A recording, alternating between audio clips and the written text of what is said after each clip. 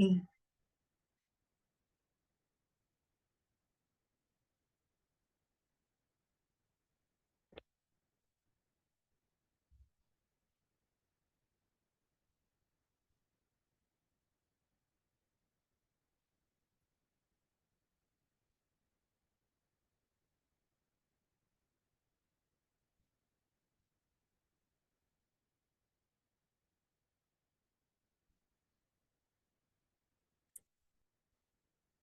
Signed on to the link as yet? Oh, Hi. Okay, please, okay. please sign on. Yes. Okay. Okay, my dear. Okay. That's Dr. Dan. I just called. How are you? Okay, I'm doing all right. You have 159 registrants. Okay.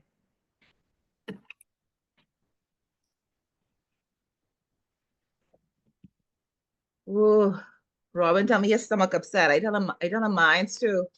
Okay.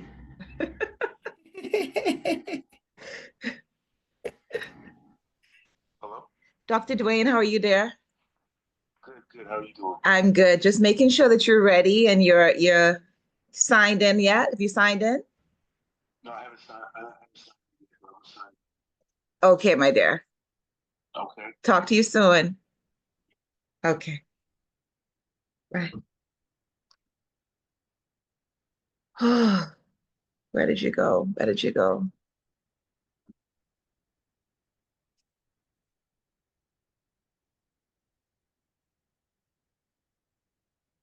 Oh, I was so prepared just now, and now I can't find what I was looking for.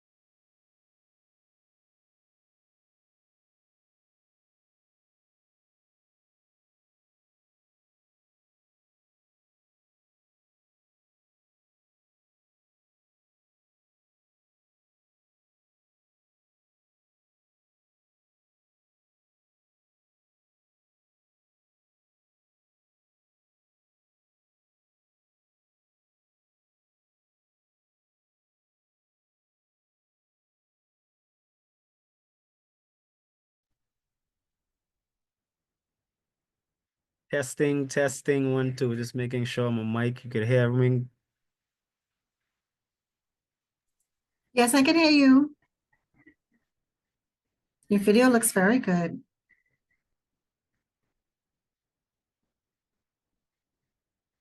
Very clear.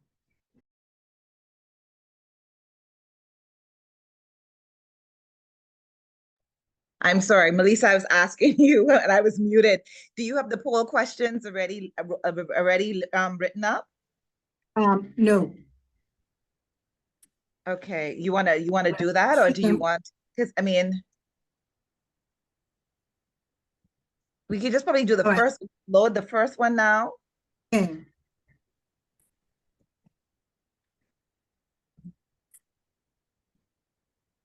All right.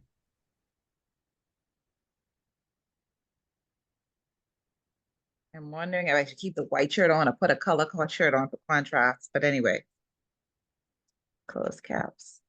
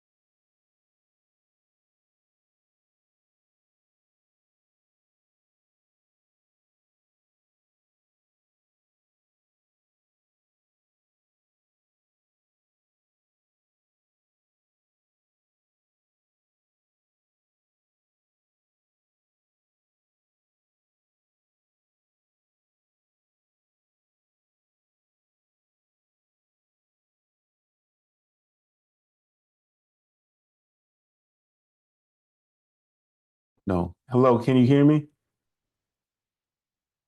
Yes, we can hear you. We can see you. Okay, all right. Right. Do I need to Yeah. keep the camera on or should I turn the camera off? I guess, what are we gonna do? Keep it on, whoever's speaking? I Can might you go just, on and off. I might go on and off at times. okay, all right, that's fine.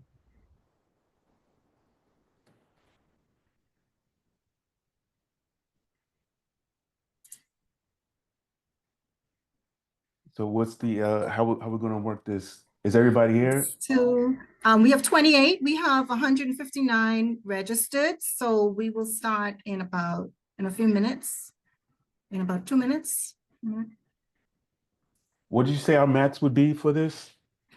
About 20 minutes each. No, no, I mean Oh, how yeah. many people you Oh, said? 500. Okay. 500. So we like 300 short. Yeah, but it's the Caribbean. So, All right. all right.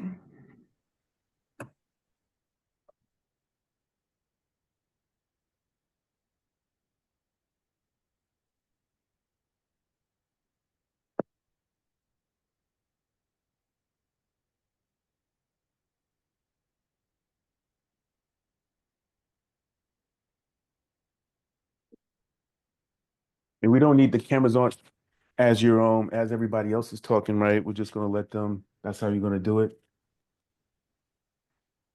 As the Dr. Beaumont gives his presentation. I guess we could take the cameras off. Um, Melissa, just remind me of our poll question again, please. It was, where are they from, right? Where are you from?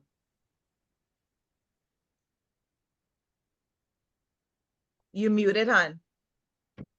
What is how do you want me to word the educational question? I don't know. Robin, you made that suggestion. What's the best way for us to do that? Well, just want people to give a feedback on where their understanding or what is their knowledge base. Beginner, Okay. intermediary, Thanks. That's a better question. Yeah, yeah, or not because a lot of knowledgeable at people all. don't Yeah. have that university or that college knowledge, but that indigenous knowledge is rich. Yeah. That's perfect.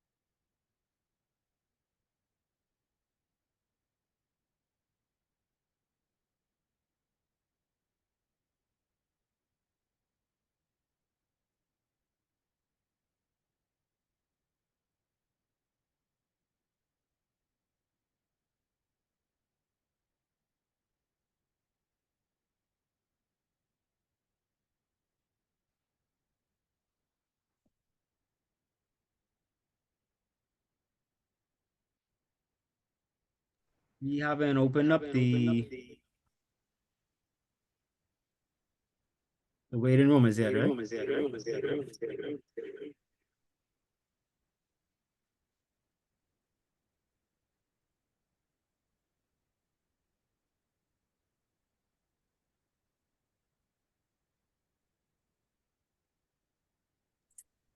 I don't think we had a waiting room.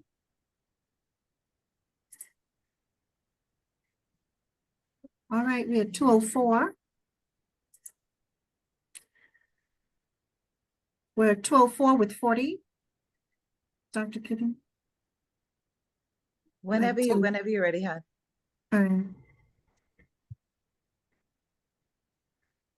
It's fine. Dr. Boma is here. Dr. Dan is here. Robin is here. That's it. All right.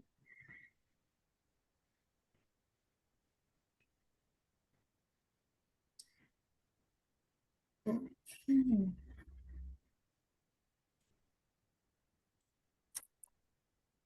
Well, good afternoon, good evening, everyone. We are so pleased to have you with us. Our head count right now is 42. We're anticipating almost 200 persons to the webinar. However, we're going to respect your time and we're going to start. The webinar will be recorded, and upon your request, we would be able to send clippings of segments of it to you. And I'm going to turn everything over to our esteemed Dr. Kitty Bonnie Adderley. Happy Sunday, everyone. Happy Sunday. And a warm welcome to you from across the globe. What we'd love for you to do right now is in the chat, please let us know where you're from. Drop your island, drop your country, drop your continent, just drop it in the chat. We want to know how far we are going to reach with this webinar. You are now a part of our educational series, and we're bridging traditions and innovation, advancing herbal medicine and nutraceuticals in the diaspora. This series was born out of the need to bridge generations of wisdom, science, and business across the African continent, the Caribbean, and the global diaspora.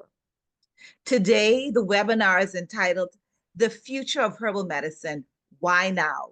And we will be giving 3 core areas focus: research, application, and commercialization. We encourage you to put your questions in the chat, and please feel free to ask any question. Let us know what stood out. Let us know what you'd like to learn more about.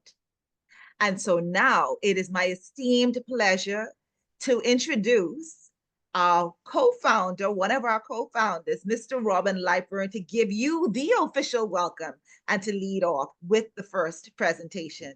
Robin? Greetings, greetings, greetings. Thank you for that introduction, Dr. Kitty. I love the energy. I love the energy. As we were developing this out, having these discussions with you. It's awesome having people who are vested, who are keen into this, who are believers in it, beyond believers. You know, you went to be certified. So happy to have you as a Bahamian counterpart in this with our Ghanaian counterparts and others. So, ladies and gentlemen, honored guests and esteemed colleagues, good morning, good afternoon, good evening, wherever you may be. And welcome to the Herbal Medicine and Nutraceuticals Workshop Series. This is a space where knowledge, innovation, tradition come together to shape the future of plant-based wellness and economic empowerment. This is a space that from the Bahamas, the Caribbean, all of us know. We know what's bush medicine. And so we're looking to move it in from bush medicine to herbal medicine. So today we are not just gathered for a discussion. We are here to ignite a movement, right? One that reconnects us with our ancestral knowledge, reclaims our rightful place in the global wellness economy, and reinforces the bond between Africa, the Caribbean, and the wider diaspora. This is why we are here. So let's get into a little bit of it, right? For centuries, our ancestors cultivated healing wisdom, rooted in nature, in balance, and a deep understanding of the human body and spirit. These practices were not just about treating ailments, they were about sustaining whole communities. I want to echo these points because the pharmaceutical industry, which we are looking to counterpart, is a billion-dollar industry, but this is more than just profit generating. This is so much more. So we are about sustaining whole communities, building integrational wealth, as well as ensuring cultural survival. But somewhere along the way, we lost the ownership of our traditions. The same natural remedies that sustained our people are now billion-dollar industries controlled outside of our communities. The world recognizes the value of African and Caribbean plant medicine, but are we the ones benefiting from it? Are we securing the economic and intellectual rights of our own resources? This is the urgency of the mission. This is why we are here. Right now, global healthcare is undergoing a transformation. People are returning to plant-based healing.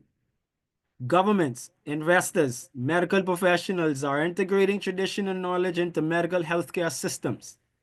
The question is, will we be passive observers or will we be active leaders in shaping this industry? This is why we are here today. To protect, to preserve, to commercialize our knowledge on our terms. To ensure that our farmers, herbalists, researchers, and entrepreneurs are at the center of this economic shift. To lay the foundation for stronger policies, trade agreements, and business models that empower our people. That's what this workshop represents, right? So the workshop is more than just education, as was stated. It is an activation space where ideas turn into action and action turns into industry. Through this series, we will connect policymakers with scientists, herbalists, and entrepreneurs to drive policy change. Equip businesses on the knowledge to meet international trade and export standards, as well as foster cross-regional collaboration to build a sustainable herbal nutraceutical economy that benefits us first. My closing thought, we stand at a crossroads of an opportunity and responsibility. And I echo that second part. Yes, opportunity, but there is a responsibility. Our ancestors left us a legacy of healing, knowledge, and commerce. It is now our duty to reclaim it, refine it, and redefine it for a global stage. So on that, I welcome everyone to a new era of Afro-Caribbean innovation, empowerment, and wellness leadership. Let us begin.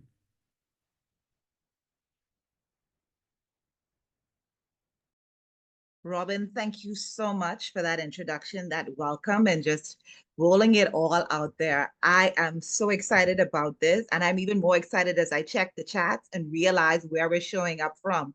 So we have Montserrat, St. Lucia, Bahamas in the house from the Caribbean, United States. We have Nigeria. We have Ghana, South Africa so far, If you are joining this webinar, please, please, please drop where you're from in the chat so we know where we're reaching with this great information.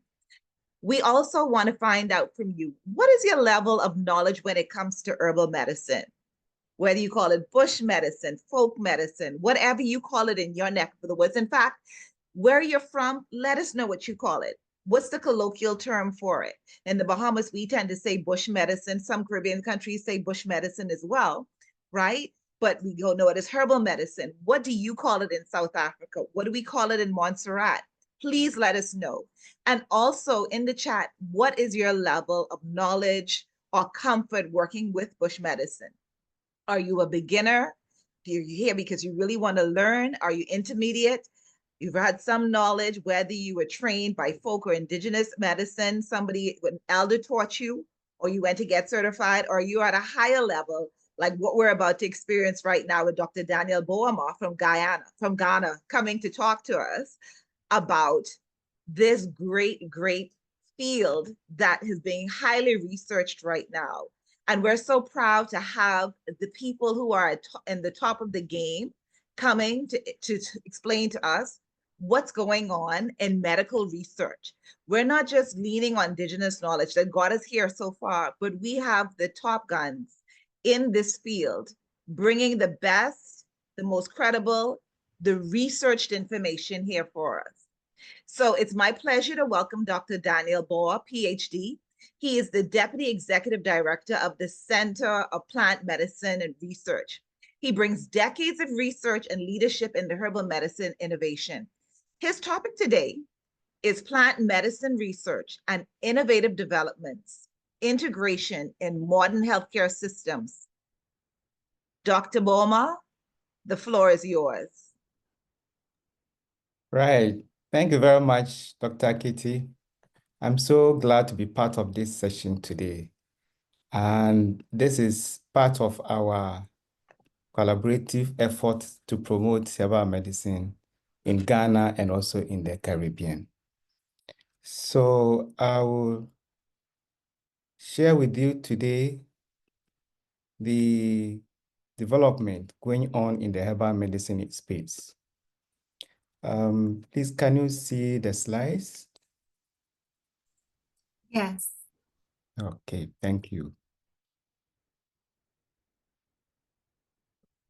All right, so as I've indicated earlier on, this is a kind of collaboration between this Ghana and the Caribbean. There is, we have a number of series of webinars going on, and this is the first series. Please keep your eye open and ears wide open for the subsequent series. The main theme is the future of herbal medicine. Why now? So my topic, which is a sub-theme of the main theme, is plant medicine research and innovative development, integration in modern health systems. The outline of my presentation, introduction, the current and future role of plant medicine, key research development and innovation in plant medicine, integration in modern healthcare system, and I shall conclude with commercialization strategies and opportunities. So quickly, let's look at the introduction. That is strengthening the plant medicine industry in Ghana and the Caribbean. As you all know, many countries such as Ghana and the Caribbean have rich biodiversity, and access to healthcare is limited, particularly in the rural areas, and therefore plant medicine provides an affordable and accessible alternative for healthcare. For instance, the use of turmeric to treat inflammation and digestive issues, ginger to treat nausea and digestive issues, soursop to treat cancer and inflammatory diseases, and moringa to treat diabetes and cardiovascular disease are all parts of the Caribbean traditional medicine practice, which is also similar in Ghana. However, development of plant medicine industry in Ghana and the Caribbean can provide economic benefits, including job creation and foreign exchange, in addition to our enriching our cultural tradition. Now, let me quickly take you to our institution. just a brief background to our institution. So the Center for Plant Medicine Research was founded by Dr. Edward Oku Ampofo, who was a medical trained professional. Now, he was born on the 4th of November, 1908 in Ekuapem, a town called Amanasi, and he passed on in 1998. And he went to the Royal College of Education in the UK. In fact, he studied medicine in Edinburgh at the University of the University of Royal College of Edinburgh and Glasgow between 1933 and 1939. He obtained his medical degree and he returned in Ghana.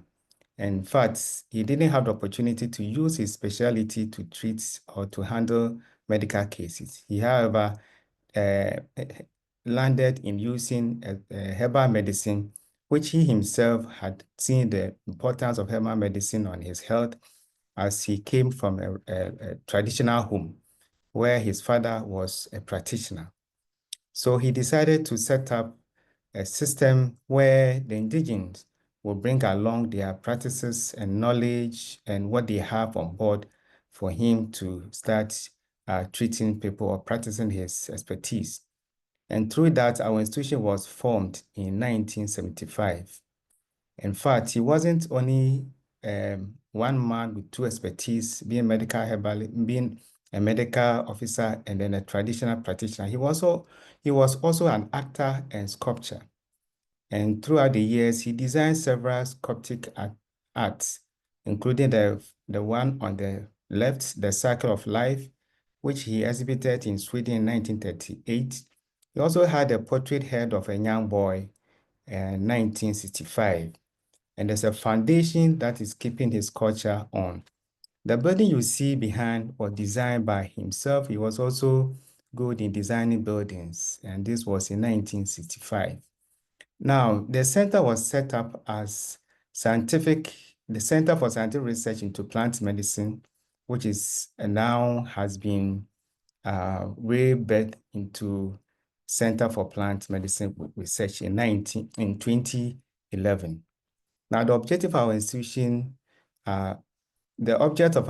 is to research into plant medicine for the promotion, encouragement, extension and transfer and application of scientific knowledge, scientific research, knowledge and development in the field of plant medicine, which is very broad. And our vision is very simple: to make plant medicine a natural choice for all, a natural choice for all. Now, that is our mission as well.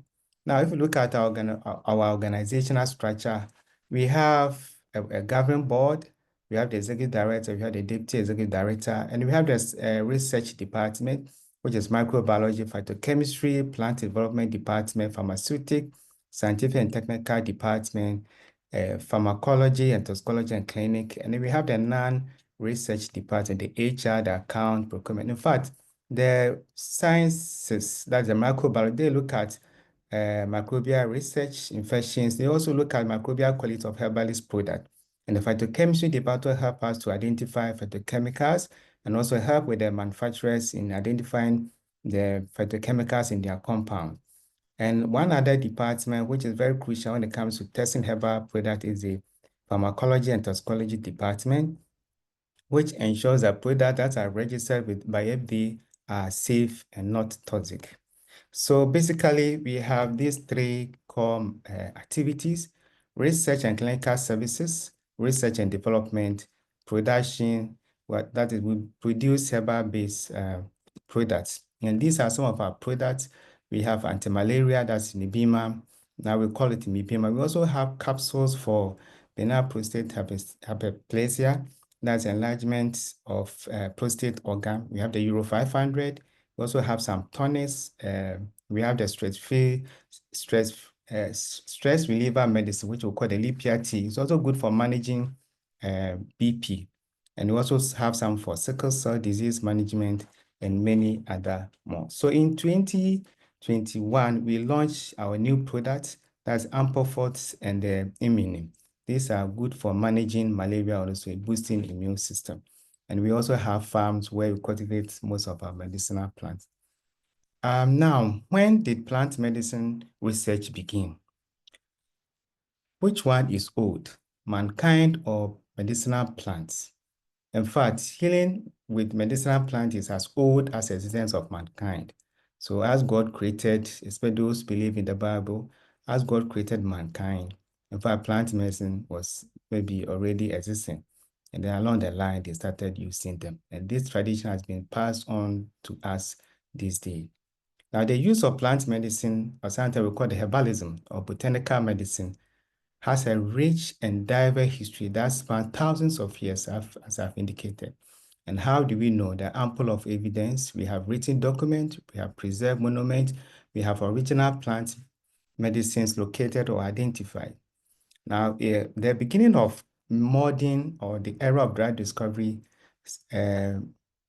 stems from 1980, it stems from 1803, when the chemist Frederick Wilhelm Adam Settner discovered isolated morphine from the Papaver somniferum.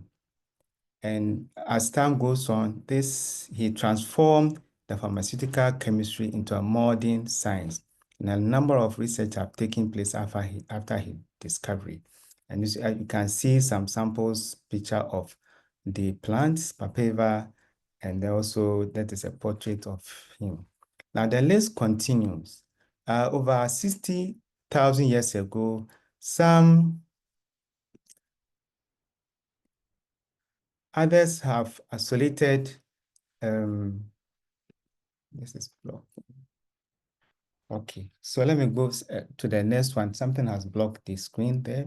Now I also have the Sumerian clay that is over 4,000 years ago, from between 4,000 and 3,500 BC, which also have inscriptions of various medicinal plants listed on it. And some of them include over 250 various plants, that is myrrh, opium, and the others.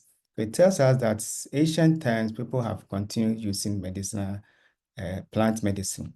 Also in the ancient Egyptians, plant medicine was an integral part of medical practice. So around 2,500, a number of items have been isolated from the Egyptian mummies and the others in their camp. So the list goes on and on. So modern era of plant medicine begins around 20th century. That is when the modern era of plant medicine has been a resurgence of interest in herbalism, with many pharmaceutical companies developing plant-based medicines, and researchers also studying the efficacy and safety of plant medicine. So this tradition continues. So these are photographs of the myrrh plants, where myrrh is isolated or found in the gums of the plant. And we also have history in the Bible, the Holy Jewish book, the Talmud, also telling us some of the uses of plant medicine. Now, the current and future role of plant medicine. Now, drug discovery from medicinal plants. As I indicated, about 70,000 medicinal plants have been used for medicinal applications, especially in the Asian medicines. In India, about 20% of available plants are used for medicinal purposes. These medicinal plants have been the storehouse of unlimited botanical compounds, which are being utilized today for various purposes. And also, we all know WHO reports of over 80% of world population using medicinal plants. Now, a number of compounds or medicines have been isolated from medicinal plants, and the list is lengthy, but this is just to show a few of them to us. We have the berberine, which is used for the treatment of bacillary dysentery, and this is isolated from Berberine vulgaris, or the common berberis. We also have the caffeine, which is for stimulating the central nervous system, and this can be isolated from Camellia sinensis, that's the tea, coffee, or even cocoa. And we also have our cocaine and then the codeine, which are analgesic and isolated from the Papaver somniferum.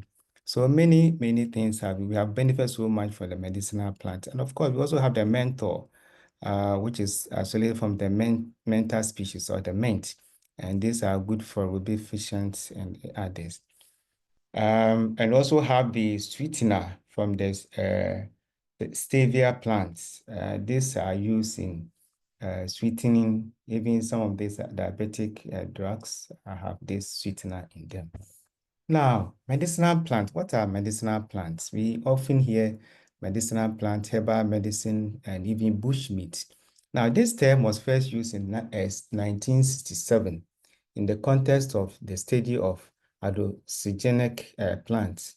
Now, a medicinal plant is that species of plants whose parts, could be any parts, flowers, the leaves, the roots, or even the seeds, are directly used or used in preparation of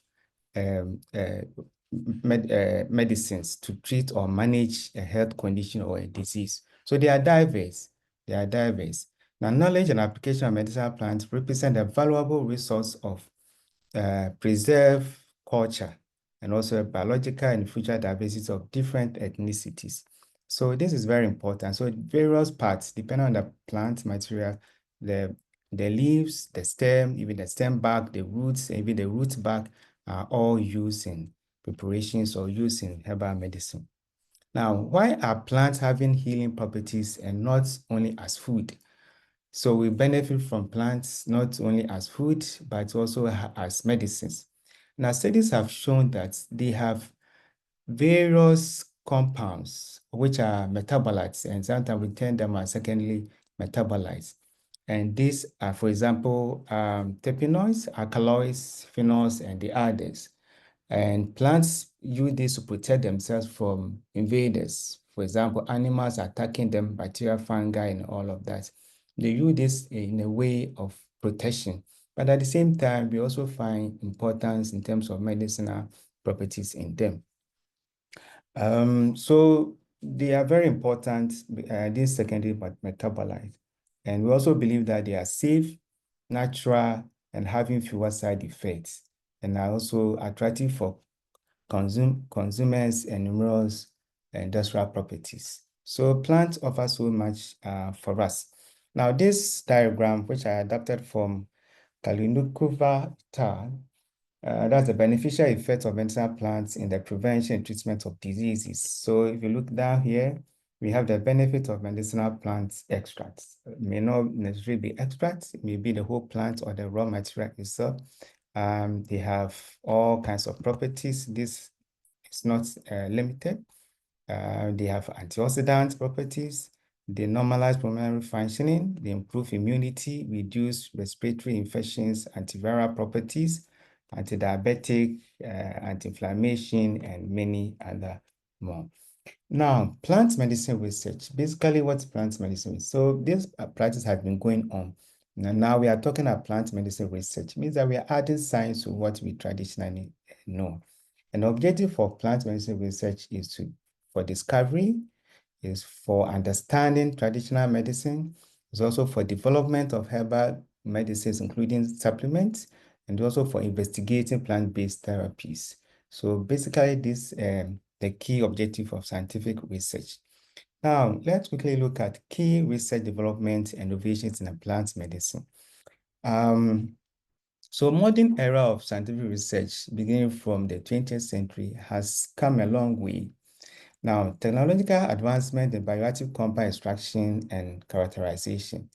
A number of researchers or scientists have used various techniques, include advanced microscopy and spectroscopy, supercritical fluid extraction, and microwave-assisted extraction. And the microwave-assisted extraction is purely for oil-based compounds or for isolating volatile compound. We also have phytochemical analysis software. So a lot of research have come out, so many areas that can better plant medicine research. And recently we are talking about artificial intelligence and machine learning, which is also kicking up in plant medicine research. And then also we have the nanotechnology, magnetic resonance. So these are techniques that are being used in recent times to advance the scientific research in plant medicine. And also we're talking about bioinformatic tools. And these are very important for next generation sequencing of medicinal plants and long read sequencing technology. Also use the bioinformatics technology to help us to identify new bioactive compounds and also help us to understand mechanisms of these plant medicine. Now, this is also a diagram that will help us to understand in terms of bioinformatics, it helps us in the genome, that is the essential difference of medicinal ingredients is genetic variation. These all help us in plant medicine discovery, transcriptome, proteomics, database, and metabolome. These are all modern technologies that are helping us to understand plant medicine, also help us to discover more drugs for treatment of various diseases. Now, so these are all called the omics. As I indicated, they accelerate discovery, they improve understanding, they also help enhance our predictability, and they also help us to increase our efficiency in preparing or transform them into herbal medicine. Now, artificial intelligence machine learning is also coming up strongly and helping us to modernize plant medicine research.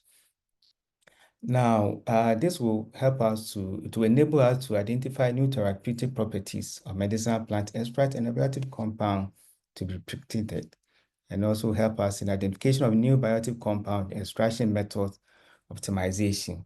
These are very important techniques. In fact, the people will develop new techniques even based on this. Now, sustainable domestication and cultivation is very important in plant medicine research. If we don't cultivate, sooner or later, we'll lose all the raw materials that we have. Now, and because a number of demands are now on medicinal plants, we need to look at conservation and how do we cultivate, how do we keep plant medicine available for our research and also for drug development. So new modern techniques are also coming up, is for example, the hydroponics, where plants are cultivated in liquid medium, not in the soil. We also look at molecular breeding and all of that. These are also helping us to improve the sustainability of medicinal plants. Also, another aspect we need to look at pharmacological and toxicological examinations. More comprehensive pharmacological and toxicological studies to assess the efficacy and safety of medicinal plants are regularly conducted by researchers using in vitro and in vivo methods. So, there have been several advancements in herbal medicine research or plant medicine research. Now, why the essence of these advancements? They will help us to identify new treatment options. They will also help us to improve healthcare, and they will also help us to preserve our cultural significance, where these herbal plant method originally came from. Now, the other aspect of plant medicine, we have our orthodox medicine, we also have our plant medicine. How did the two of them, how do they come together? How can they merge so that there won't be conflicts and mistrust and all of that? Now, in modern times, there are calls to integrate plant medicine into healthcare systems, of which implementation are facing some challenges. And I'm sure those of us in Ghana, we have seen some of these advancements. And this will help us to, if we were able to do that, will help us to really recognize the potential benefits of combining the two systems. Now, we need to look at how best countries, especially in the Caribbean, how they can integrate the two into the mainstream health systems, where patients can potentially benefit from two sides. Now, in doing that, key considerations and strategies need to be looked at. Some of them are collaboration between herbal practitioners and then the conventional health practitioner. If that collaboration is not there, success is very limited. We also need evidence-based approach where the medicines to be claimed are useful, have scientific evidence to it. We also need to look at the standardization and quality control. And that's been a major issue with the herbal medicine. And most of them, standardization is a challenge. These days, this has been improved because of contribution of advanced plant medicine research. And also look at patient-centered. We also look at the drugs, herbal drug interactions, and the regulations and the laws, the FDAs and others are all important. And we must also look at patient education and empowerment to understand them. So people go to hospital, they need to be educated on some of these things. Now let's quickly look at what pertains in Ghana. Now, in Ghana, successive governments have recognized the importance of traditional medicine over the years. They have all helped. So that started with the formation of the Ghana Psychic and Traditional Healers Association in 1961. And the establishment of our institution, that's a former name, the Center for Scientific Research into Plant Medicine, in 1975. So also in the 1991, the government established a unit for the coordination of traditional medicine, which we often call TAMD. That's a Traditional Innovative Medicine Directorate, which was followed by the setting up of the Food and Drug Board in 1992, which among others is to certify the sale of traditional medicine products to the public. Now, as time went on, in 2000, the government enacted the TNPC Act, and that is Act 575, for the establishment of traditional medicine practice. And this council regulates the practitioners, and the FDA also regulates the products. So they register them, and then they also inspect their premises and give them certificate of sale. Now, recently in 2005, there was a policy that was developed by the Ghana government called the Traditional Medicine Development Policy. And the policy has about 5 focuses. And it starts, we can look at the practice of traditional medicine and regulatory legislation, reorganizing and management of traditional medicine associations.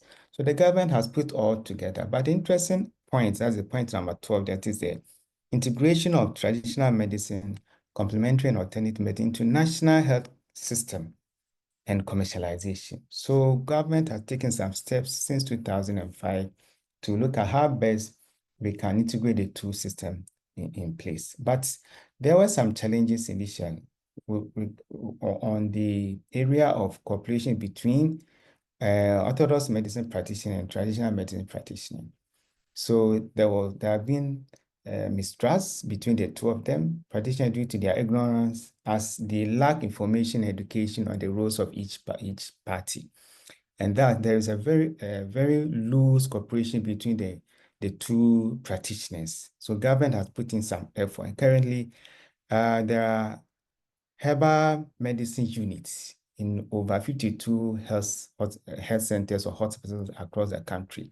So a patient can visit these health facilities where we have the herbal medicine unit and they have the orthodox system there. So the government has tried as much as possible to bring the two systems together, despite the differences which they keep on improving on. So the patient can opt for the herbal medicine unit, he will be taken care of, or he may also opt for the normal system, and then he will also be taken care of. Now, commercialization strategies and opportunities. The plant medicine market keeps on growing. It's now a big business across the world. Now, it was valued at over $84 billion in 2023, and is poised to grow from over 100 billion in 2024 to over 470 billion by 2030. So let's look at it. It's a very good opportunity for investors. Now, growing at a compound annual growth rate of 21% during the forecast period. So there's this has been the trend, and over the years, we have realized that it's growing and growing and growing, and there's high demand for herbal products. It's high demand. So another projection is also that by 2028, the market would have grown to over 300 billion US dollars. And most of the products are the personal care and baby products, food and beverages, pharmaceutical and nutraceuticals. And they can be in the forms of gels. So a lot of advancement has resulted in the expansion of the herbal medicinal industry. Now, what is contributing to the market growth? Popularity of traditional medicine system, example, Ayurveda and the traditional Chinese medicine, they considered the largest, as they are gaining the increasing recognition of their historic approach all over the world. The trend towards personalized medicine or personalized healthcare and wellness tourism is increasing as well. And this also driving the demand for traditional herbal medicine. Now, what are the investment avenues in the plant medicine sector? Now, investors may be interested in investing in regulatory frameworks, may also be interested in investing in quality control to ensure the safety and efficacy of plant medicines for everyone. There's also opportunity to invest in effective education and training for healthcare professionals on the importance of plant medicine. And in fact, we have a number of them in Ghana. We also have the GAFTRAM, which constitutes of associations of of herbal medicines and other practitioners. You know, they come together. They always need training, and so have our normal orthodox trained medical practitioners. They may also need some information on or education in this area, especially where we are looking at integration. And then also novel product development, skincare, healthcare product therapies, and these are all avenues for investment. The international trade, and the farming and conservation, as I indicated, it's also a good opportunity. The future is now for plant medicine. With the development of modern extraction and formulation technologies, greater effectiveness and consistency have been achieved in the application of herbal medicine. So let us feel free to do more research in plant medicine and also to invest into plant medicine. Now, innovative approaches to create dosage form is also there. We are looking at nano emulsions. We are also looking at analytical techniques. These are all that we can look at. Now, there's also methods that we can look at, which are also available in preventing adulteration. We know practitioners, some of them add things to what they are not supposed to add. They may even add the common antibiotic, like for example, the Cipro, into something that they have formulated for treatment of skin disease. And they're just to boost the efficacy of the product. But these are also illegal. We can look at that. Now, herbal medicines have been recommended with conventional medicine as there is an increasing emphasis on the study of herb-drug interactions. So now these are also being looked at. So when you have the two, patients have the two, maybe a medicine for the heart condition, a medicine for the stomach condition. Maybe the medicine for heart condition is orthodox, medicine for stomach condition is also herbal. So they can take the two together, maybe at different times. And then there's also information on whether they interact to have adverse effect or not. Now, such research aims to identify interactions that can affect the metabolism, efficacy, or safety of drugs, as well as help make reasonable decisions in prescribing herbal medicine. The large population are turning out for herbal medicine, vast advantages, ability of, these are all available. These are all available. So again, ability for molecular process, for immune boosters, for metabolic oxidative stress, these are all information that the advances in herbal medicine is helping us to understand. These advancements are very important in medicinal plant research to ensure that the full potential of medicinal plant is fully achieved to promote good health, both locally and internationally. So we shouldn't be afraid investing in herbal medicine. Now, integration is also available, sustainable healthcare, eco-friendly solutions, reducing resilience on synthetic chemicals. These are all helping us in the future of herbal medicine. This will go down. Then global health equity, access to healthcare. The plant medicine is there, very wide, to help everybody have accessible healthcare. Innovative research and development, new drug discovery, digital health, informatics, these are out there. Traditional knowledge and cultural preservation is also they will keep on. The climatic change and also the bioeconomy and industrial development, driving industry development, job creation, and economic growth. These are all the future of plant medicine. In conclusion, plant medicine is as old as mankind. There are active research and development ongoing. The advancement, as I've mentioned, are also there. Successful integration is possible. Ghana stands out. The more population are welcome plant medicine than before. The future of plant medicine is exciting and multifaceted, with opportunities for innovation, sustainability, and global health equity. find a niche to be part and invest in plant medicine as we expand this in the Caribbean.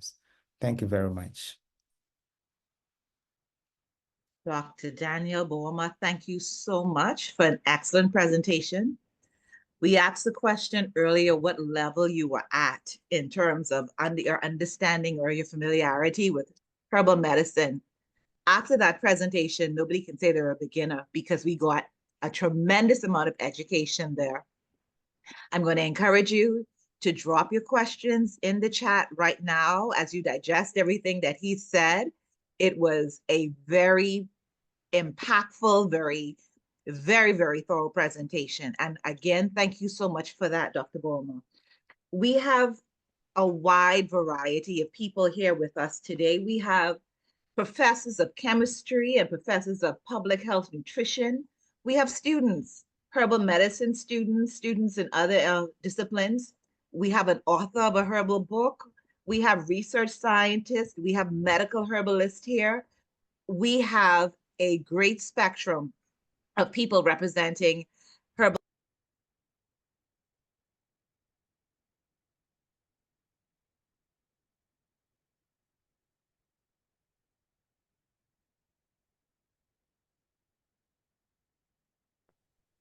What I am so grateful for is that Ghana has made leaps and bounds in terms of successfully integrating herbal medicine in the healthcare space.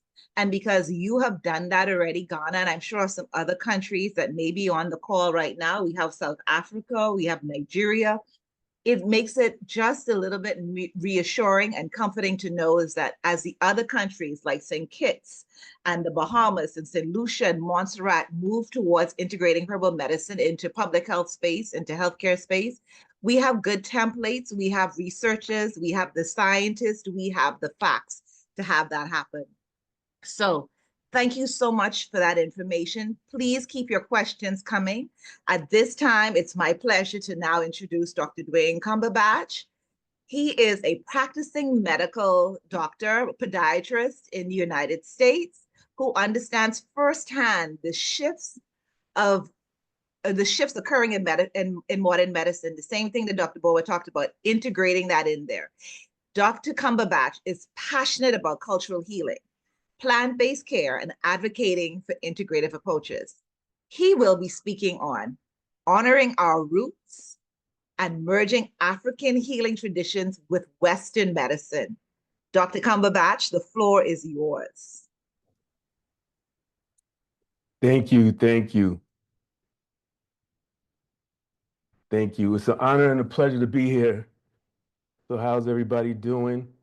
I would like to first have everybody, there's like a little section in the middle of your screen. If everybody could, that says a reaction. If everybody could hit that, I just want to know everybody's there and with me.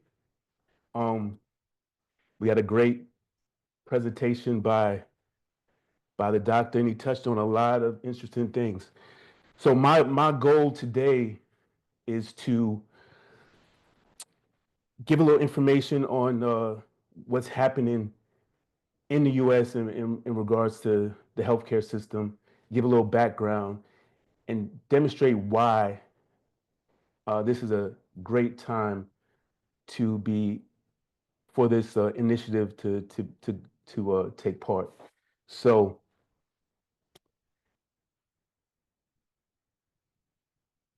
I have here, just going to make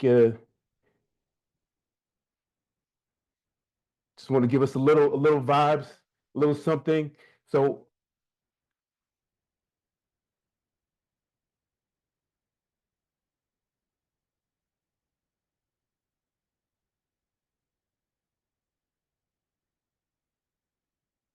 one of the things that sorry, that didn't go as smoothly as I wanted it to go.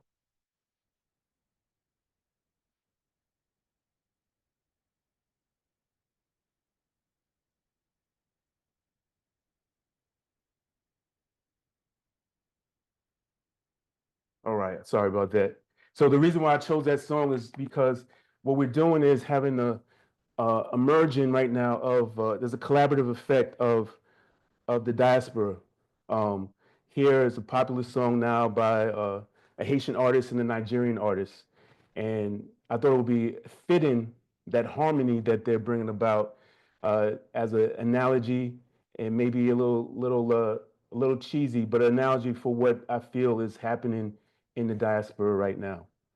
So that merging and that collaboration of different elements and that interaction to go forward with healthcare. So there's a little background on me. Been a foot and ankle surgeon for 15 plus years. Actually, it's almost 20 years. Fellowship trained, diabetic limb salvage, preservation, et cetera, et cetera.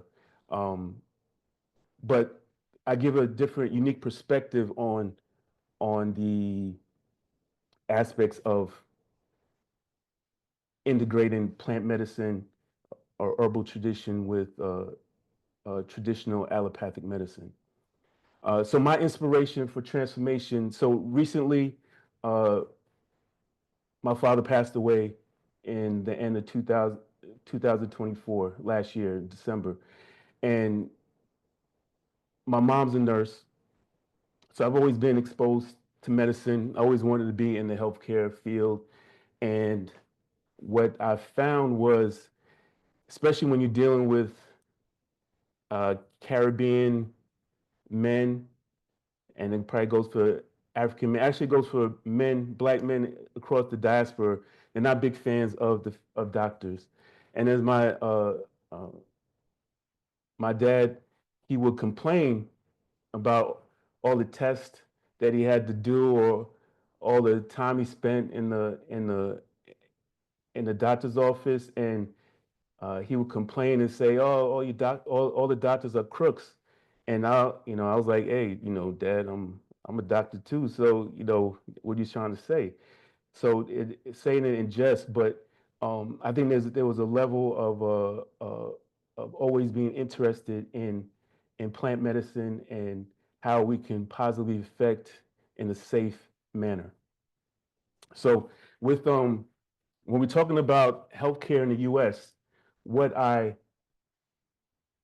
think there's two tipping points, and there's multiple things that happen in U.S. healthcare, but I just want to touch on two things so you have a little background on what's going on in the U.S. per se and why our healthcare system may be how it is. So one was the Flexner Report of 1910, and then COVID-19. So with the Flexner Report was commissioned by John Carnegie and John D. Rockefeller.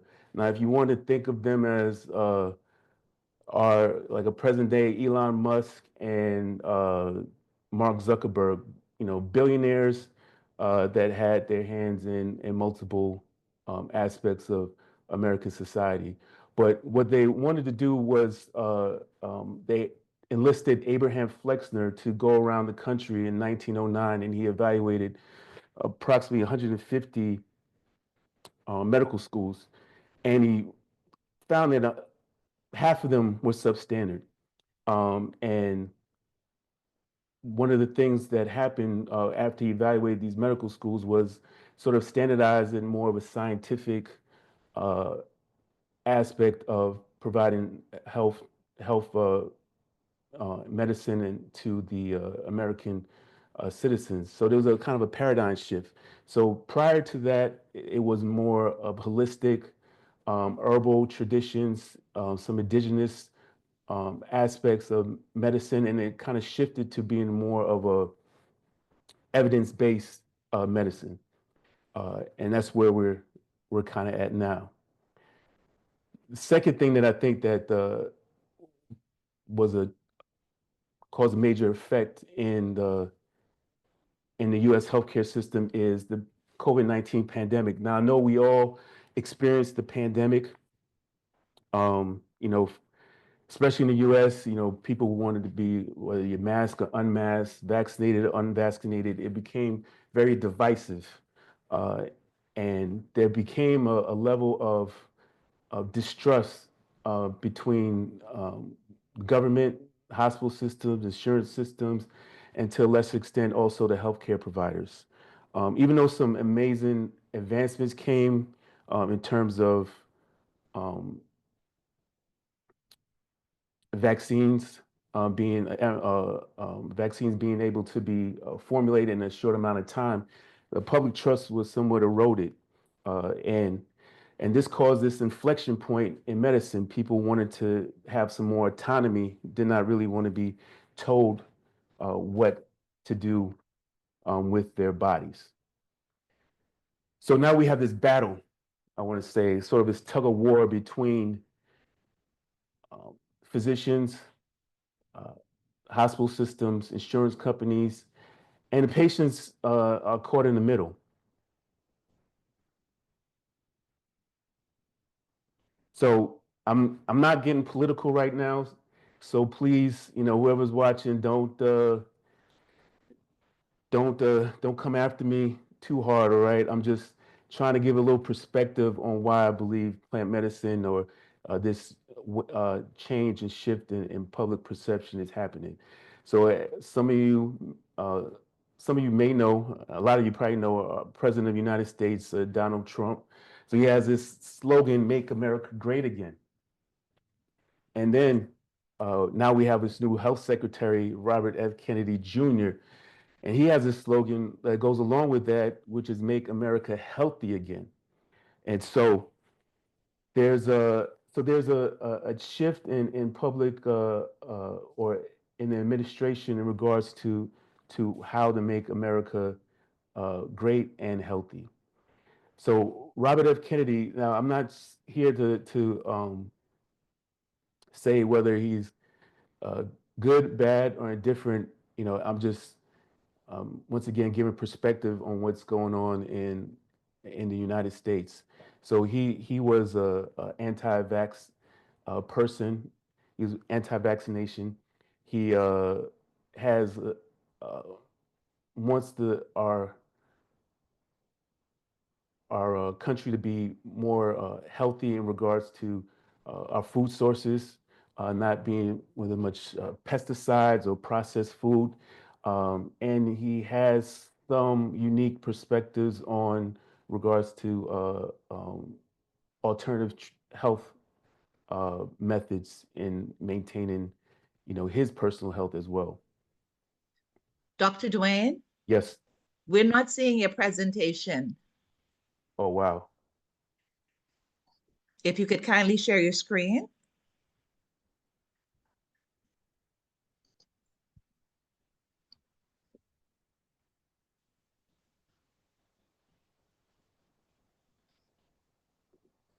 Can you see it? We have it now. Thank you so much. Oh my gosh, man. Nobody, yeah. Come on, Kitty, you supposed to bail me out. Oh, all right. Sorry. I apologize, everyone. I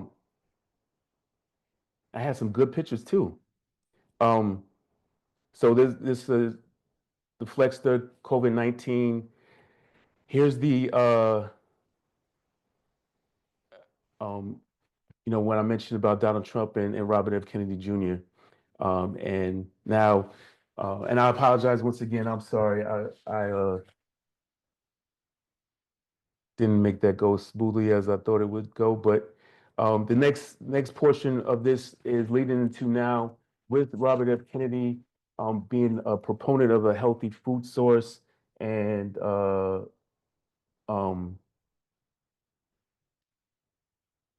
food is as a means to being, our medicine. So nutrition is a crucial part of preventing disease.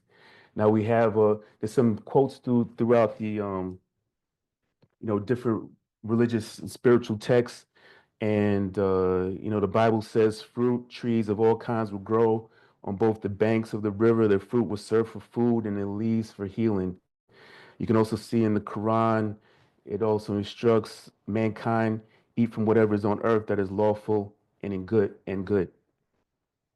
So these weren't just dietary preferences. They reflected a profound understanding of food's role in maintaining health and preventing disease, and understanding we're now rediscovering through nutritional science. And Dr. Beaumont touched on some of this earlier, and I won't try to repeat a lot of what he said, but this wasn't really superstition.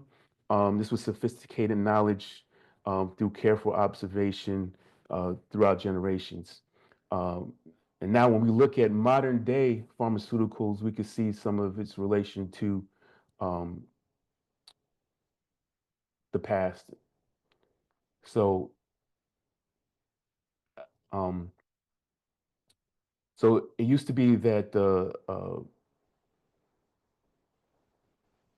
these roots of our history for plant medicine comes down from cultural traditions.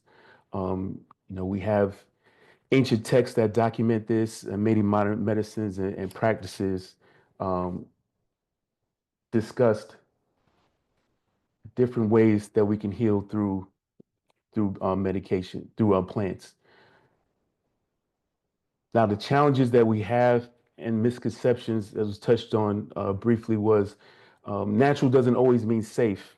Now, there's risk involved with plant medicines, and there's concerns about efficacy and standardization, and misunderstandings about the role of plant medicine alongside conventional treatments. Now, this is touched on really briefly. I wanted to compare the difference between the USA, Ghana, and the Caribbean in terms of what affects these communities and now these countries or these regions. Now, with in the US, we suffer more from non-communicable diseases, mainly cardiovascular disease, diabetes, uh, peripheral vascular disease, and it seems like in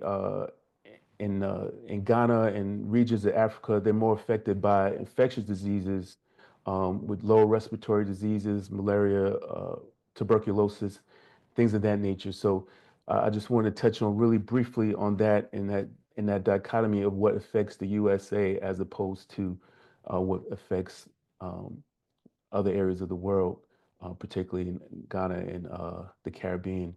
Due to our poor diet in America, and this leads back to what Robert F. Kennedy was, his goal now is to fix our food supply and try to wean us off of the dependency of pharmaceutical industry. So also touched on earlier was the role of these different drugs have a basis in plants. So aspirin, which a lot of us have used in the past for pain, is from the willow bark. Morphine is from the poppy seed. But one thing I wanted to touch on was yerba mate, just because of the current prevalence of GLP-1 drugs in the USA in particular. Now, GLP-1 drugs are being utilized for insulin for diabetes and managing blood sugar. And it's been shown to have some anti-inflammatory effects. I mean, I personally drink yerba mate daily. It gives a nice clean energy source as opposed to me getting jitters or feeling a little uneasy at times due to drinking coffee or espresso or something like that. But what's interesting is with the yerba mate, it's shown some similar mimics to a certain extent some of these GLP-1 drugs that we've been using now, mainly to help with weight loss. So it assists in promoting satiety, decreasing caloric intake, and while improving insulin sensitivity. So once again, this is a good example of a plant that could be integrated into a more holistic approach in managing, helping to manage our diabetic patients and helping and assisting them in weight loss and improving their metabolic health. Now, the regulatory landscape, it varies by region. I I think one of the major issues that we have with this regulatory landscape is that the inconsistency of the um, products. Some products may not have what is stated they have on there. So there may be, it may say that it has, 50 milligrams of ginger or um, uh, turmeric, and there's only, 10 milligrams, so to say. So I think there's a little bit of sometimes a distrust in in these drugs, especially from a physician standpoint. I'm more apt to give anti-inflammatory like ibuprofen or a steroid like a prednisone or methylprednisone for inflammatory issue because I can get a more consistent result. Whereas uh, I appreciate the effects of the natural anti-inflammatories, but we um, as physicians in America, we practice in a very litigious or uh, uh, area, and patients, if they don't get the results that they want, or we are not seen to do standard of care, there could be some legal consequences to that.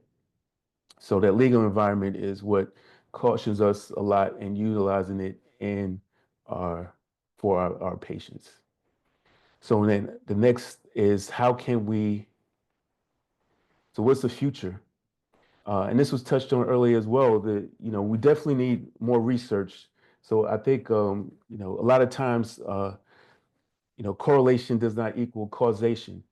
So meaning that, just because, your grandma may have boiled some soursop leaves and some, Circe or bitter melon for you, and and it helped you, doesn't mean that it's going to help everyone. And so those are the things that we would like to reproduce and have more standardized care with that. Um, holistic integration, like I mentioned with the Yerba Mate, is being able to integrate both traditional medicine or allopathic medicine with plant-based medicines and pharmaceuticals will be a great situation. But right now, once again, to take those integrative approaches, we need more data. As we like to say in America, in God we trust, all others must use data. So in conclusion, what I like to emphasize is that I think we all know the basics of good healthcare. Diet, exercise, and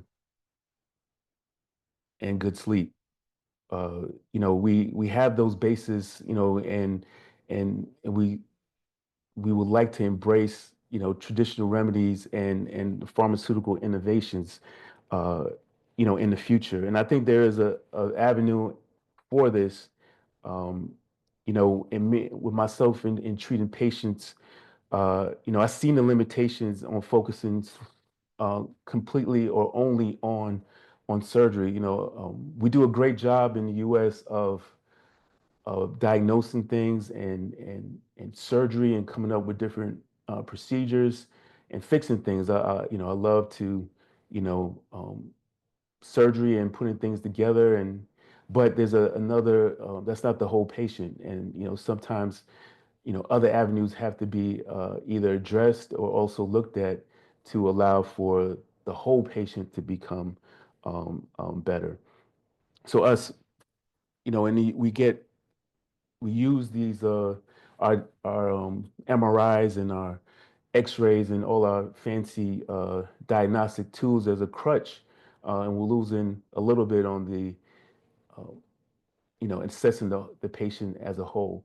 And it's not completely, some of us are um, at the whims of the patients also. They have to take autonomy in their health, and I think that is sort of happening to a small. You're starting to see that shift a little bit in the U.S. where patients are becoming more are taking more control of their health, and that's where these options for plant-based medicine as opposed to some pharmaceutical options are becoming more acceptable.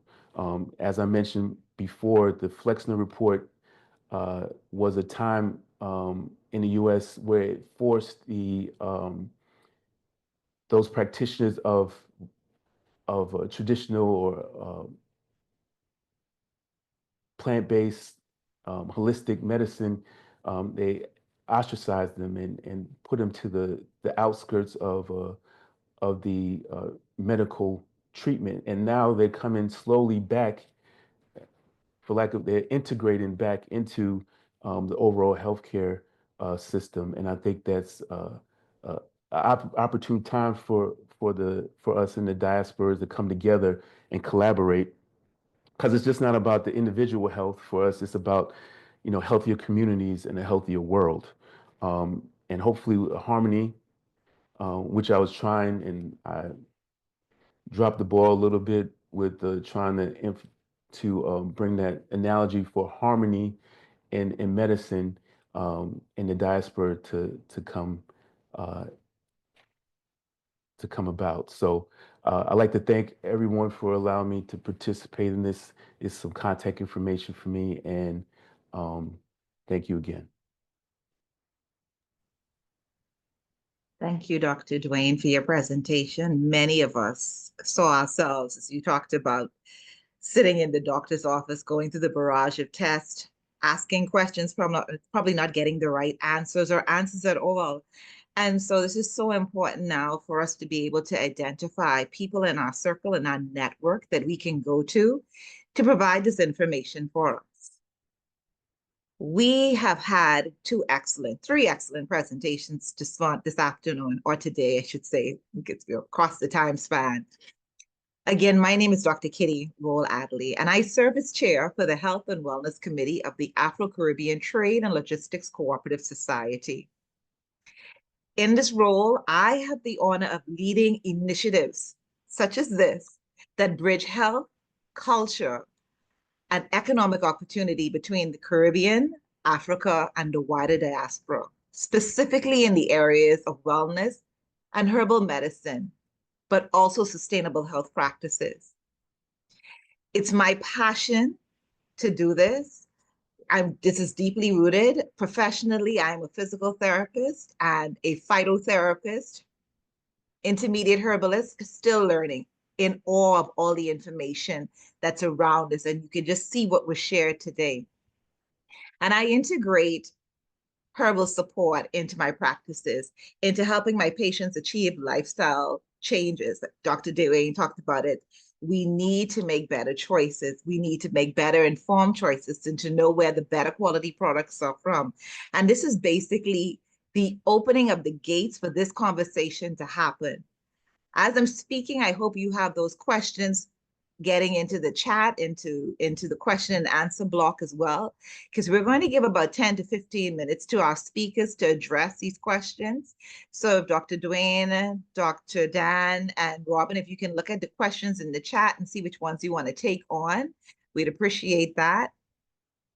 And we really want to emphasize how grateful we are that you gave us time and attention today to show up in this space. We do have a second webinar coming next week, Sunday, at the same time, and we will send an email with the link and the information about that webinar. And we hope that you share what you've learned today and share the link with others so that we can have a greater attendance and reach more, to get more information, to get more ideas, to get more just community as we go ahead with this. So at this time, we'll go into the question and answer period. And the first question is coming from Francis Zota. And he is saying, great work being done at Mampong, and research has come up of the age of herbal medicine. However, regulation is important among the traditional herbalists who not only claim to be doctors, but peddle deception that a herb cures a plethora of conditions. How are our herbal scientists going about regulating their industry? Dr. Boma, I think this is your question, sir. Right. Thank you very much. This is a very interesting question. Many a time we hear the herbalists saying that, or the practitioners saying that one medicine can cure 4, 5, 6 diseases. In fact, they are not wrong. Our research activities have shown that indeed it's possible. Just like the orthodox medicine, one medicine can be used for managing or treating 2 or 3 diseases, depending on the dose and the form that it takes. So sometimes it's because of the scientific knowledge that they lack, they are not able to send their message properly. And they might also, in terms of commercial activity, also influence people to buy it. But when they tell you one medicine can be used to cure 3 or 4 diseases at the same time, in fact, they are not wrong. So far as science is concerned, where science has also proven as such. Now, when it comes to herbal scientists or the research scientists in the area of plant medicine, when it comes to regulation, we are limited. In fact, we will prepare the science or get the science for them, get their reports, prepare their reports for them. And the authority to regulate their practice is the TMPC, that's the traditional medicine, especially in Ghana. But when it comes to their products, it is the FDA that has to ensure that the product is indeed registered and it is safe, and it is safe for them to use, and it's also there are no side effects. They do all of that before the product is allowed to go on the market. But we, the research center, the herbal, he used the word herbal scientists, which I think is referring to the research scientists in the area of plant medicine or in the area of herbal medicine. So we do the science for them in addition to our own basic science that we do in our various institutions. So basically, that is the situation. So we are limited in regulating. However, we can report them when we find that the product they bring to the lab or to the research space to be done to be work on not original or not authentic. Yeah. Thank you. Thank you, Dr. Boma. We have a question from Gracelyn Cassell. Would like to hear more about the blood pressure medication and where is it currently marketed? Dr. Boma, I think that was your question as well. Yes, please. Right. Thank you. So this is a special medicine. We call it Lipia tea, and it is manufactured from one plant called a Lipia multiflora. It's a kind of shrub. If we use the leaf to prepare it, and we don't add anything. In fact, it's prepared at the Center for Plant Medicine Research, and that's where you can get some to buy currently. Yeah, we also have outlets at the La Paz, also in Accra. But we can, if you are outside the country, we can make an arrangement for you to have some of it. Yeah, thank you. Thank you, sir. Dr. Dwayne, this question is for you. What are some of the challenges in integrating herbal medicine into the American healthcare system? That's a great question.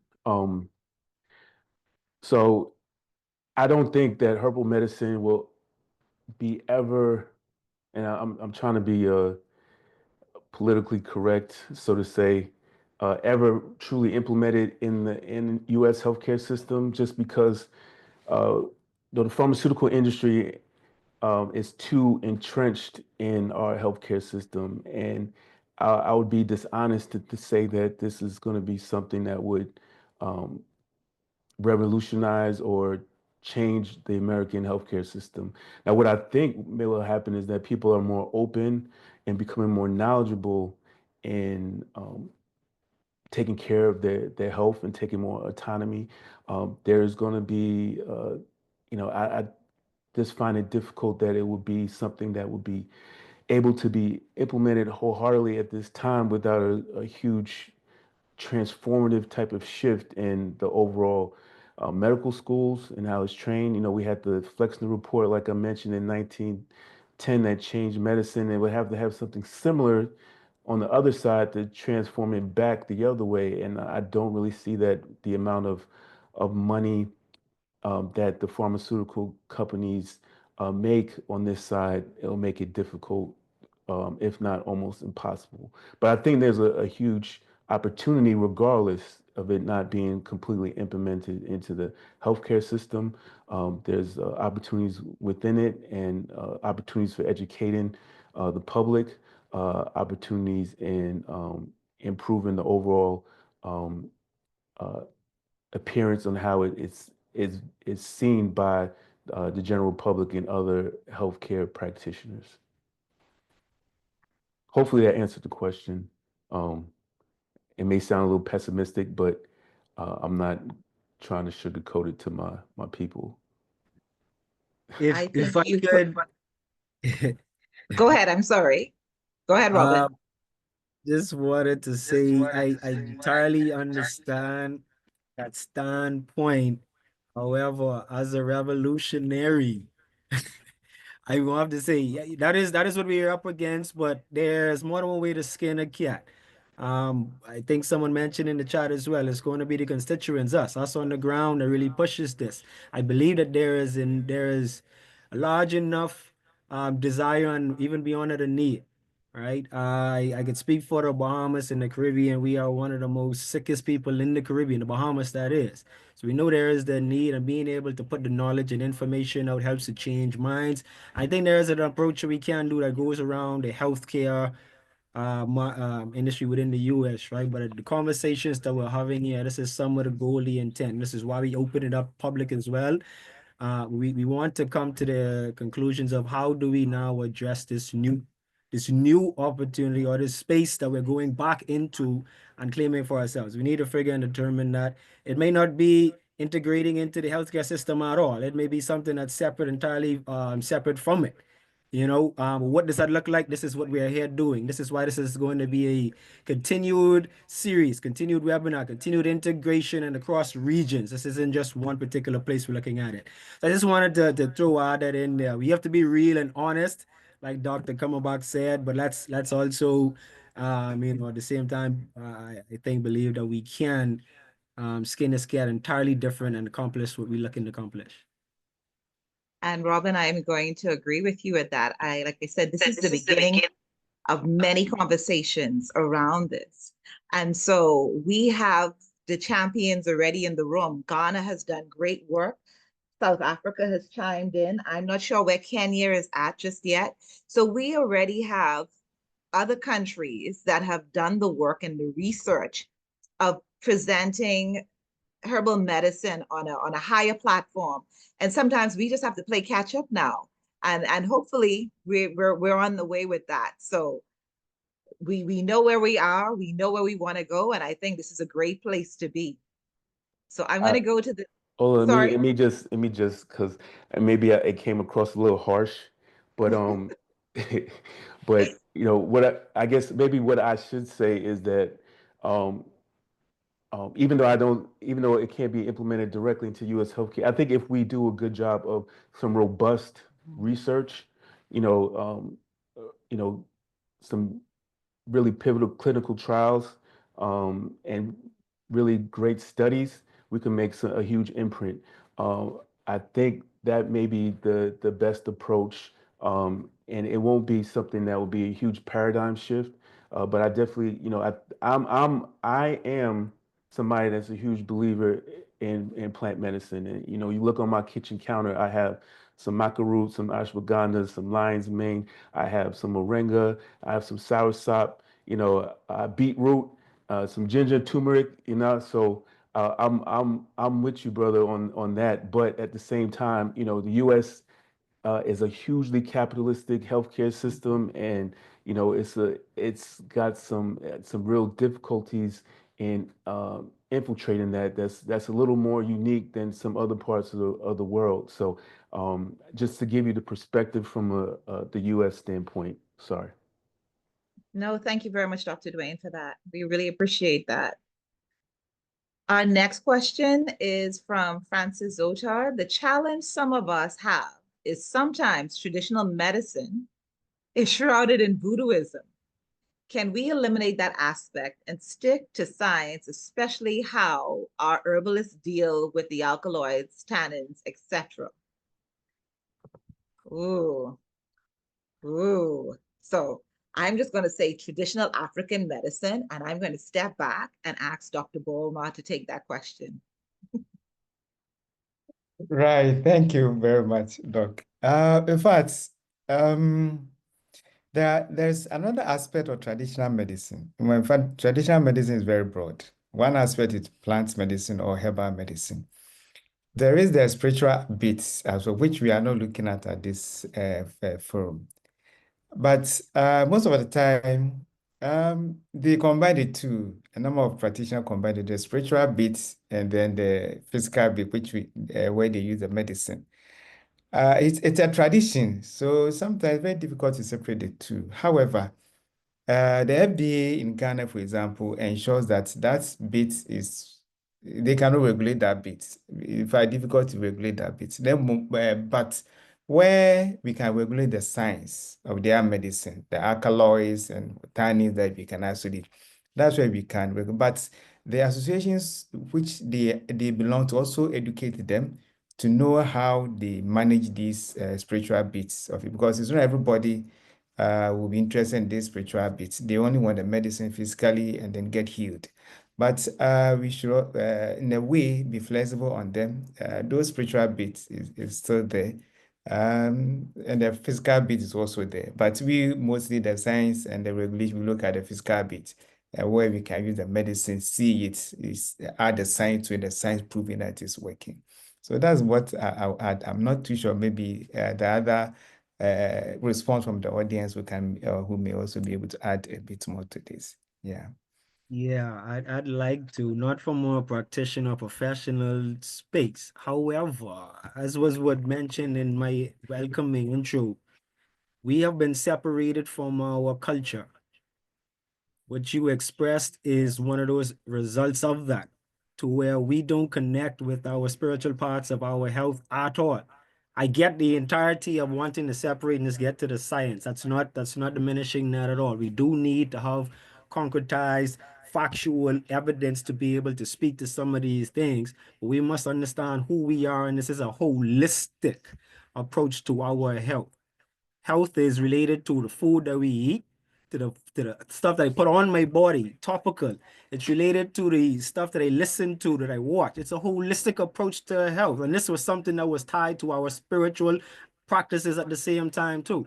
So part of what we are going to be doing, yes, focusing on the science, but taking this as a holistic approach and understanding from the African indigenous perspective, what is true health. So we're not denouncing the fact of your concern there, but we are not going to allow, and I'm going to be explicit in how I speak this, we're not going to allow those that colonized us to continue to dictate what our health is, how we approach it, what we see it, what it looks like, what it's labeled as. We are here to do this for ourselves at this point now, and we have experts. We cannot even, we don't have nothing to question. We have experts in all spaces in this health space to be able to aid us and assist us in this. So I just want to end with say, I don't wish we should be fearful of that other aspect within this holistic health we're going into, but let's be open, and let's allow for this development to happen as we all seeking to be healed. Thank you, Robin. I'll speak as the healthcare practitioner, as an integrative physical therapist who does health coaching and a holistic approach to wellness. Faith is a very serious part of healing, and healing begins in the mind, right? And there are different faith-based, there are different aspects of faith. We attach labels to things. So somebody might call it voodoo, somebody might call it Christianity. It's in the spiritual realm. However we want to say it, the higher power, the bigger source of it. People believe in something that would heal them. We all know going to the hospital, the chaplains make the rounds and they pray. And so I was so happy. I wanted to make sure that Dr. Bolma lead with the science, because the science is there, but you cannot negate the spiritual aspect of it. And I'm not saying voodoo. I'm saying that there is a bigger, we know that there's a bigger source. Whatever we decide to call it, however we decide to practice it. And going to Robin's point, let's not muddy the water, because lifestyle is a holistic approach, and we are beings, body, mind, spirit.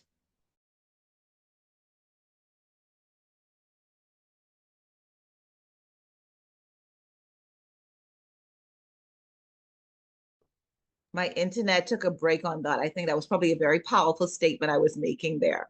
But I will yield at this point. There is one more question in the questions, but then I'm going to come over because somebody had a question in the chat. I want to make sure that we get to everybody's Q&A.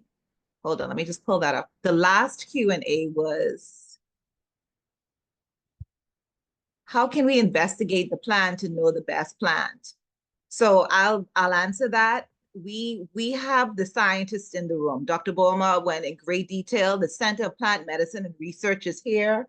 The Center for Science is here from Ghana. We have other people in the room from different entities that are doing it. So this is why we're having this forum, so we get to identify the people that are at the forefront, the pioneers in plant medicine, who've done the research, who can show us the research that we know we can lean on. Dr. Dwayne talked about it. Once we have the research, we can speak stronger to the points of what the health benefits of these plants are, and that's where we go. We follow that lead. There is, who regulates and register health medicine shops and pharmacies? Dr. Boerma mentioned FDA in Ghana. I'm going to ask Dr. Boerma to come and probably talk a little bit more about this, if you don't mind, sir. Well, yes, please. So when it comes to regulation of herbal medicine in Ghana, it's the Traditional Medicine Practice Council, that's the TMPC, which is an agency under the Ministry of Health. They regulate the practice. So they register their premises, their shops, and all of that. And then when it comes to product itself, it's the FDA, Ghana Food Drugs Authority, which does that. Now, when it comes to pharmacy, it's the Ghana Pharmacy Council, which register the practitioner, the pharmacists, and also the shops and all of that. But when it comes to product itself, it is the FDA. So basically, that is what, but I'm not too sure what pertains in other countries where they have the two. Yeah, thank you. Thank you, sir. We have a comment from Kenneth Asare. I hope I pronounced your name correctly. In addition to the Lipia tea, there is also Diodia that comes in a form of a decoction at the CPMR, which works as a diuretic to complement the work of Lipia tea to lower blood pressure. And that is a comment. And I'm wondering if this Lipia is the same thing we call Lipia alba in the Bahamas. We'll have to compare our notes and see, but definitely that's one of the herbs that we use at the clinic. So thank you so much for that comment, Kenneth. I'm going to move over to the chat right now and see what questions we have there. I know there were a few. Candidate suggestion.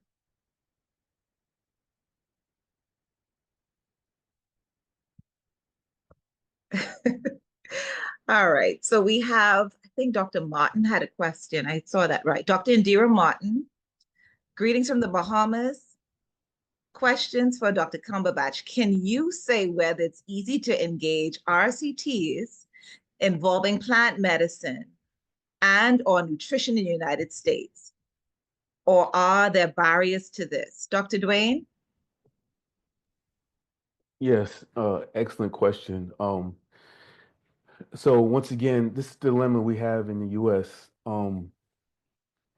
Is capitalism strong, and the issue is the pharmaceutical companies cannot make any really real profit on plants and nutrition. We say that we're doing healthcare in the U.S., but in actuality, we're doing sick care most of the time. So we're taking care of sick people, and it's a constant cycle. So, I mean, I guess I'm sounding like a negative Nancy, as we say in the U.S., because in order, and that's where I think Africa and the diaspora comes into play here, because I think I don't say easier, but I think there's more opportunity to do these clinical trials because we don't have some of the limitations that we have in the U.S. There's some organizations that may do some of these clinical trials, but in general, if it's not going to be the next big cancer drug or the next big weight loss or erectile dysfunction or something like that that's going to make a huge impact where you can capitalize monetarily on it is difficult. Thank you, Dr. Dwayne. So this is not a question, but Kofi wanted to make a comment on the spiritual aspect. Kofi, if you could keep it to 90 seconds, I'd appreciate it, please.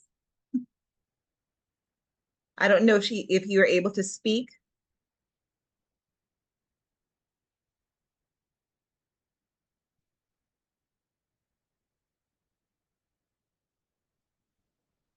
You may have to type your comment, Kofi. I'm not sure if the audience has the opportunity to speak. So if you can type your question, I'd be happy to read, comment, I'd be happy to read that. There is one question, another question. Are any herbal medicine products sold alongside traditional products in the pharmacies in Ghana? Yes, sir. Dr. Daniel? They're asking if herbal medicine products are sold alongside traditional products in the pharmacy. Yes, so a number of herbal medicines are displayed in the pharmacy shops. So in fact, they sell the two together. When you go there, you see them at the counter, and then you also see the orthodox medicine at the counter. And these are all regulated by the FDA or the premises by the TMPC. So you can go to the pharmacy shop in Ghana. In the US, most of them, they classify them as food supplements. It's possible to find some of them as well. So if you want the Lipia tea, for example, when you walk to a pharmacy shop in Ghana, you are likely to find some there to buy as well. Yeah, thank you.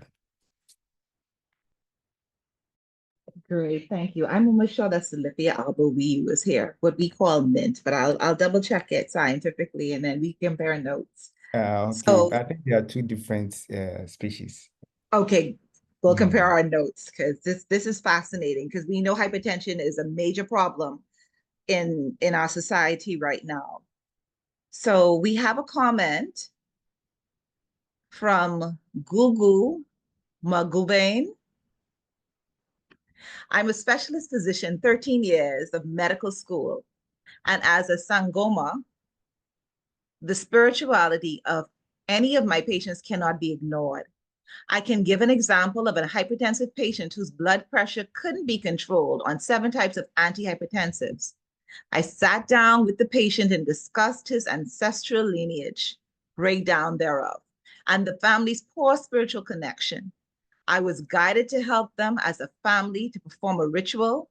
It is not magical prescriptive treatment, but after a few months, his BP dropped and he is on 2 drugs. We can treat, but we can heal. Thank you very much for sharing that.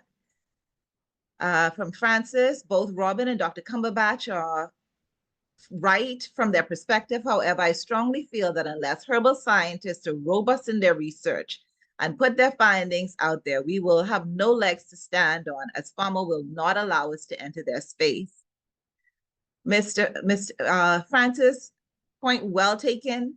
But if you go and you look up Google Scholar and you start to type in some of the herbs that were mentioned on this chat, you would find that the research is there, sir. So it's just for us to corral that research and make sure that we reference it when we have these conversations. CPMR is leading the way with that. Next week, you're going to hear from CSRI, that what they're doing, fantastic work. These are scientists who have dedicated their life and their mission to making sure that they understand the power of herbal medicine to ensure that we understand it so we can utilize it. So stay tuned. This is what it's all about. Okay, so we went a little longer than we anticipated on going, and I'm really grateful for the engagement. I'm going to read this last point. Well, two more points, and then we'll give Robin the mic, and then we'll wrap up. So somebody's asking, how can someone get the herbal medicine here in Nigeria? I know we have somebody that was on the call from a university in Nigeria. So if you could please put your contact in the chat, And definitely when we email you, please respond to us and we'll definitely let you know. There is a trade show that's going to be held in Ghana, the 22nd and 23rd of April. And perhaps you may be able to visit or tap into when we have our further calls to find out how you can source this. This is the beginning of us connecting and making sure we get what we need from the herbal medicine point of view, from the knowledge point of view, from the advocacy point of view. So please stay tapped into us. And this is from Etukuro. Last point, this is from Tafari. More reasons for us to develop trade, yes, and invest in Africa, yes.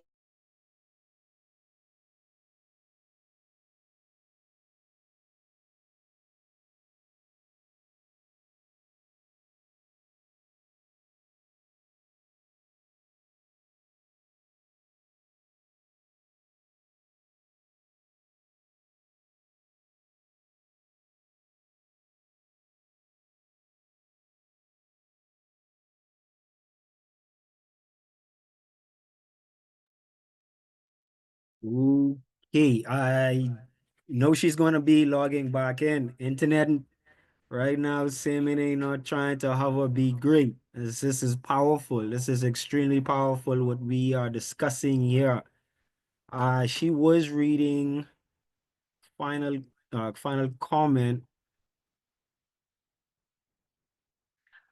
I'll let her pick up when she comes back in. I just want to state, I am blown away. I was hoping and expecting and projecting these type of feedback. Every one of the comments is being noted. Part of why this is an open webinar, we need people. We need the grassroots. We need from the bottom up to stand and speak towards the need for this, the desire for this, eliminate some myths around this. Okay, there she goes. Just was filling in there for your doc. Go ahead, continue, please. Okay, so the need is for everyone's involvement. The talk is about big pharma.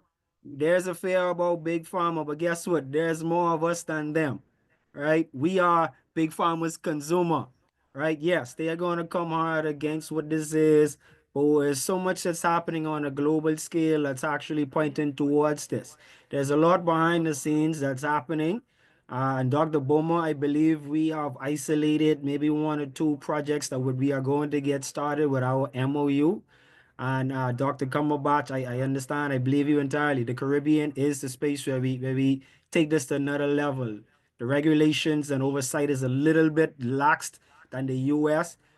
So we have already initiated MOU with CPMR, which will lead towards doing some of that scientific research in the islands, in Bahamas, across the Caribbean, and raising the awareness in this.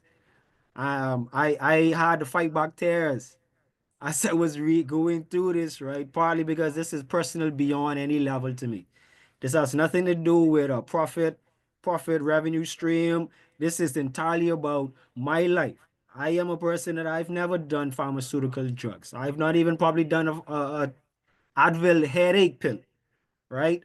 And so there is a personal desire to see this push forward, move forward. I want everyone here to know that there is a strong, solid team behind here that is activating this from a logistics trade perspective, from the research and science perspective to the commercialization perspective.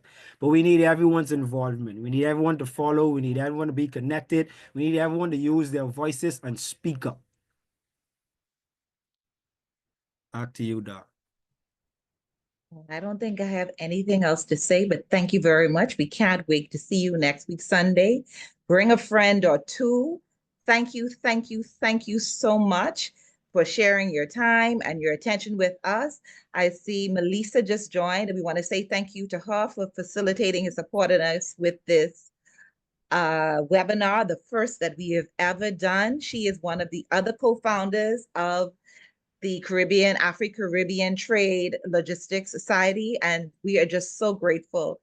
We are a team of people who are extremely passionate about making sure that we take this to the next level, that everybody can benefit, changing the culture of health, changing the culture of trade, changing the culture of community, making everything stronger and better.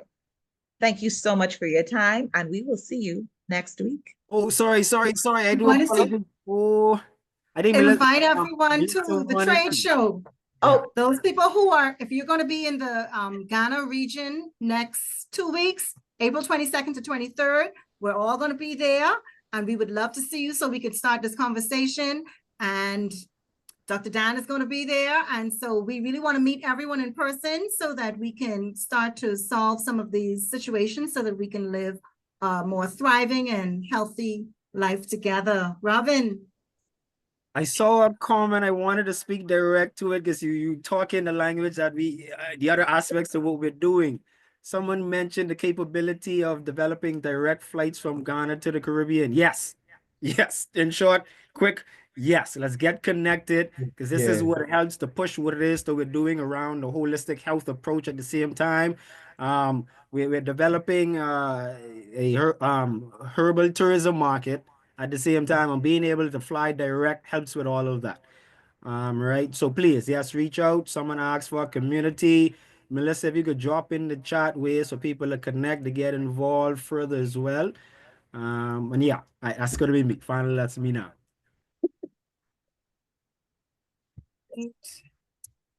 This is All our right. site, actlcg.com. That's our grouping.